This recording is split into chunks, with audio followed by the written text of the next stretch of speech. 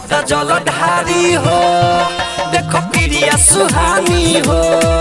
करे जाता जलधारी हो देखो प्रिया सुहानी हो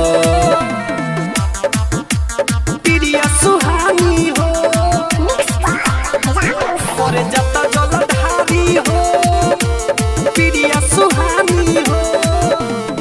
उनके कृपा से भइल बा वायरल धारेला जलैता जातिया पैदा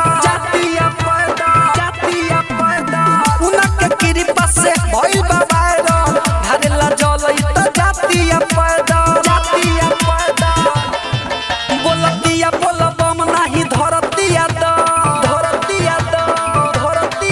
बोलतिया बोलबम नाही धरतिया दम संगे बारे खेसारी हो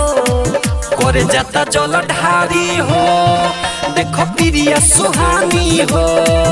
करे जाता जलधारी हो देखो प्रिया सुहानी हो प्रिया सुहानी हो करे जाता जलधारी हो प्रिया सुहानी हो बोलत पिया बलबम के नादा और नया सिक लगावे जयकारा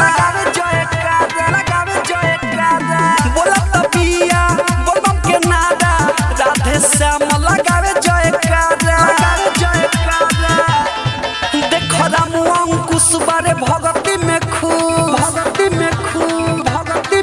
देखो रामू अंकुश बारे भगती में खुश लुदन बारे पिछारी हो करे जाता जलधारी हो देखो प्रिया सुहानी हो करे जाता जलधारी हो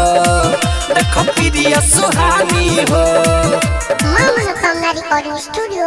बकरी बाजार चकिया मोबाइल नंबर 8825156667।